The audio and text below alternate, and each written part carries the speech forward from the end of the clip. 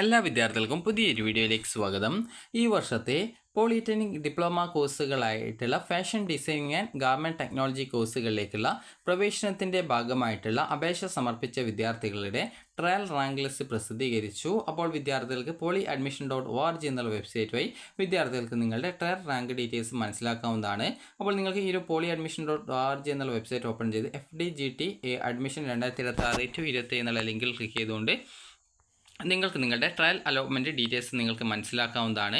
അപ്പോൾ നിങ്ങൾക്ക് ഈ ഒരു പേജിൽ ട്രയൽ അലോട്ട്മെൻറ്റ് ഡീറ്റെയിൽസ് എന്നുള്ള ലിങ്ക് കാണാൻ പറ്റും. അത് ക്ലിക്ക് ചെയ്ത ശേഷം നിങ്ങളുടെ ആപ്ലിക്കേഷൻ നമ്പർ അല്ലെങ്കിൽ one time registration number, mobile number ഇതിലേതെങ്കിലും ഒന്ന് ടൈപ്പ് ചെയ്ത് കൊടുത്ത് ഡേറ്റ് ഓഫ് ബർത്തും കൊടുത്ത് ഓക്കെ കൊടുത്തു കഴിഞ്ഞാൽ നിങ്ങൾക്ക് നിങ്ങളുടെ ഈ ഒരു ട്രയൽ അലോട്ട്മെൻറ്റ് റിസൾട്ട് ഡീറ്റെയിൽസ് നിങ്ങൾക്ക് മനസ്സിലാക്കാവുന്നതാണ്.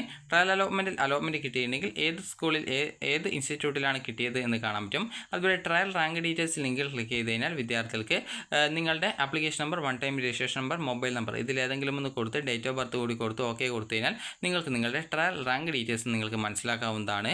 അതുപോലെ തന്നെ പ്രത്യേകം ശ്രദ്ധിക്കേണ്ടത്, ട്രയൽ റാങ്ക് ഡീറ്റെയിൽസ് വന്ന ശേഷം പിന്നീട് നിങ്ങൾക്ക് കാൻഡിഡേറ്റ് ലോഗിൻ ലിങ്കിൽ ക്ലിക്ക് ചെയ്ത് നിങ്ങളുടെ യൂസർ നെയിം അല്ലെങ്കിൽ യൂസർ നെയിം എന്ന് പറയുമ്പോൾ മൊബൈൽ നമ്പർ അല്ലെങ്കിൽ രജിസ്ട്രേഷൻ നമ്പർ ഇതിലേതെങ്കിലും ഒന്ന് കൊടുത്ത് പാസ്വേഡും കൊടുത്ത് അല്ലെങ്കിൽ പാസ്വേഡ് അല്ലെങ്കിൽ OTP കൊടുത്തുകൊണ്ട് നെക്സ്റ്റ് സ്റ്റെപ്പിൽ ക്ലിക്ക് ചെയ്ത് നിങ്ങൾക്ക് ലോഗിൻ ചെയ്തുകൊണ്ട് നിങ്ങൾക്ക് നിങ്ങളുടെ ആപ്ലിക്കേഷനിൽ വേണ്ട എഡിറ്റുകളും കാര്യങ്ങളും നിങ്ങൾക്ക് ചെയ്യാവുന്നതാണ്.